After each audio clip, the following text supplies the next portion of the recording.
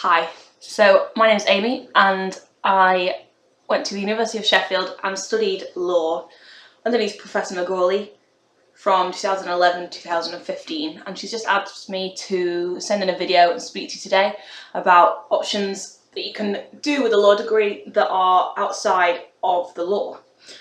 So starting from the beginning, during my law degree I did a variety of different modules, not really tailored to any career or area, things that I was interested in, so drugs, crime and control, all the way through to a module with the Innocence Project that I was on for the whole time I was at university.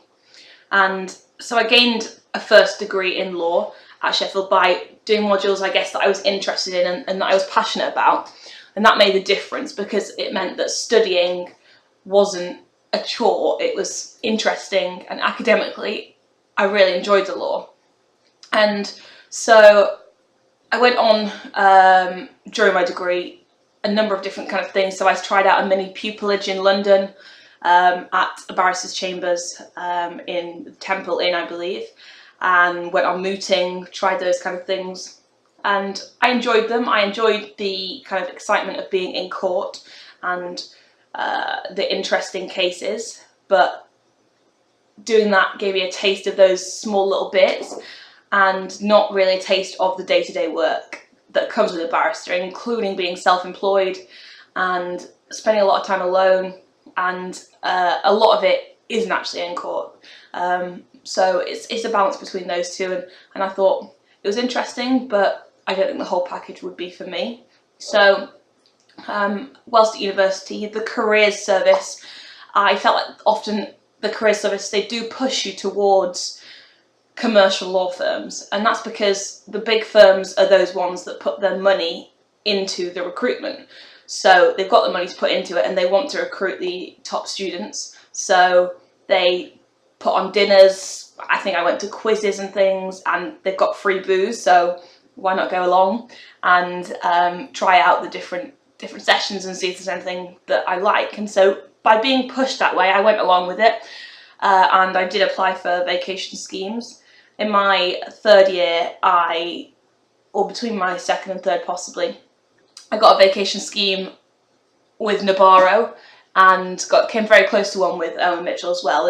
And I mean, it was exciting. Nabarro, there was 400 people and there was only 10 of us that got the vacation scheme, and 5 out of those 10 would be offered a training contract with Nabarro, and they'd pay through your training, your course that you've got to do, the LPC, and then your training contract, and then you'd be offered the role.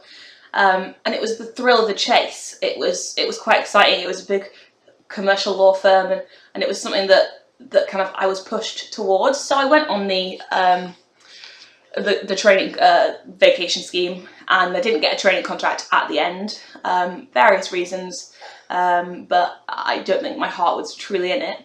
But with the money, because it was a paid vacation scheme, so with the money that I earned off that, I went away for a nice long 3-week holiday and spent a lot of time kind of thinking about whether it was for me and the reasons that I didn't get the training contract. And I decided that at that point, actually, I didn't think law was for me. I didn't want to spend the rest of my life sat in an office and drafting contracts, sitting at a computer. Being a lawyer does involve a lot of that. It's a lot of office work, and if you find it really interesting, then maybe it is something for you. But the commercial law side of things, I really didn't see as something for me, and I didn't really see where else I could go with that. And you know, it is long hours. There is a high pressure in the role, and it gives you money and status. And if that is what you want, then that's fair enough. But it wasn't what I saw as something for me. And again, thinking about the barrister route, like I said, I loved being in the court, but I didn't want to do the rest of it. So yeah, and it's also very hard to get started.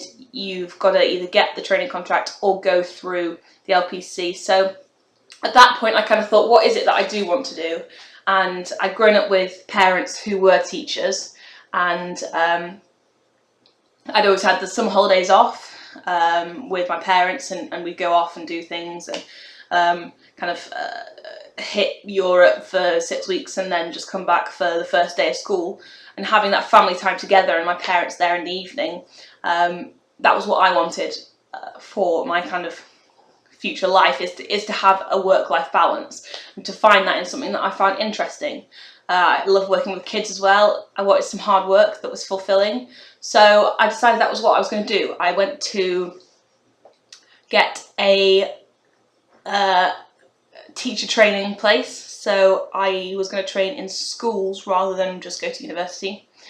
Got a place at the Cabot Learning Federation in Bristol and was set to start, but I decided to go on a ski season before I started at training to be a primary school teacher, and after my first ski season I decided I wanted to do a second, and so I wasn't able to defer my primary school teaching place, which meant me thinking again, is this definitely what I want to do? And I again decided that my heart wasn't in it. It's not something I'm passionate about to the extent that I wanted to spend the rest of my life in a school and do it that way.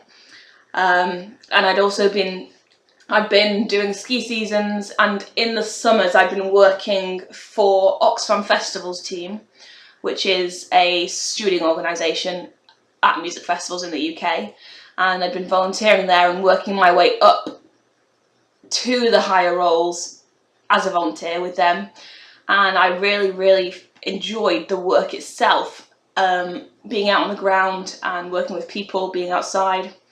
So after deferring my place at the Cabot Learning Federation and doing a second ski season, I decided I was going to pursue the route into event management and festivals. So I got an internship with Oxfam in their festivals team, and worked for a summer as an intern, unpaid intern, which meant that I had to kind of sustain myself, and it was hard at times to do that, but I was getting to the point where I was really keen then and passionate to be able to pursue something that I really had an interest in and I really cared about, and I loved being out on the ground and doing the work.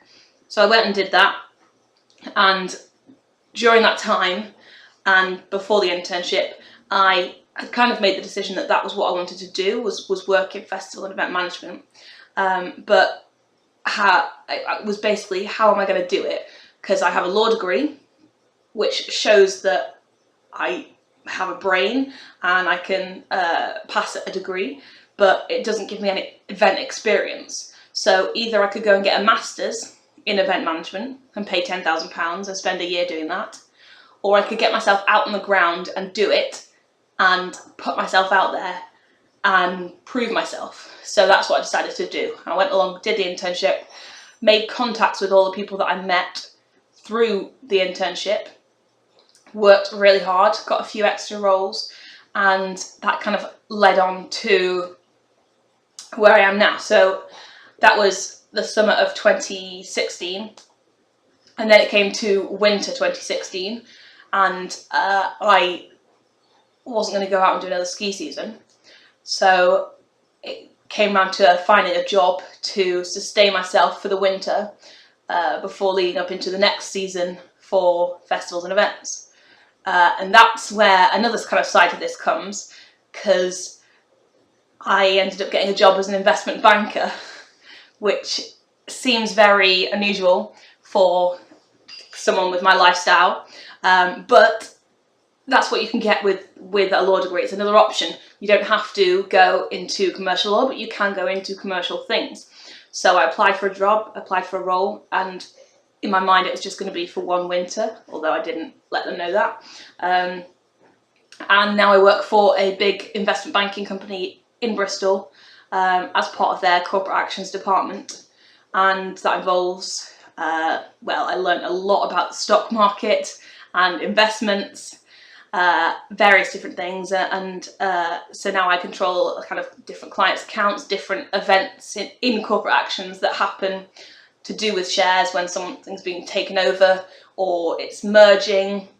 And yeah, so that's what I do at the moment, and it pays well, which is why I'm doing it, because I'm saving to move on to next summer. And I've just had a summer now, moving on from my internship, where let's turn my notes over, where I spent the summer basically doing both. So I kept the job on over summer to save up money, and I moved on with the contacts that I'd made last year in the festivals and events. So I started off the summer, for example, at Download Festival, where I was actually just volunteering for Oxfam at that one, and being out on the ground running the accessible platforms throughout the arena. And the contact with Live Nation, who runs that festival and many other big ones, basically saw me out on the ground and offered me work at more of their events doing that role, paid for the rest of the summer. So through that and my other things, I ended up taking my paid holiday at work to get work in festivals and events. And from Download, I picked up V Festival and Leeds Festival. And it was actually at Leeds Festival where I bumped into Professor Macaulay again. And that's where this kind of comes around in a cycle, because we got talking about kind of where I've been since I've been at university, what I've done, and it's a good way to pass on kind of the idea that there are so many different ways you can go and places that you can go and places that law can take you. So I've gone from a vacation scheme to almost getting a training contract to primary school teaching and getting a place to train as a primary school teacher, to various ski seasons and chalet hosting work, and then festivals and events, investment banking, yeah, and festival event production management. And that's where my career is going. That's where I see myself pushing forwards and moving my way up. And I did that from the ground. I didn't have to have any qualifications for that, but the qualification behind me looks good on paper and puts you in a good kind of place for moving forwards with whatever you want to go to. So just want to say, kind of, if you work hard at your degree, it is a strong background to take you where you want to go. And I mean, my parents' friend used to call it a paper key. It's a key to something more. So I think, well, I'll leave you at that with some food for thought. And sorry about my ramblings. I hope you enjoyed the video. And thank you to Professor Macaulay for getting me through my degree. Cheers.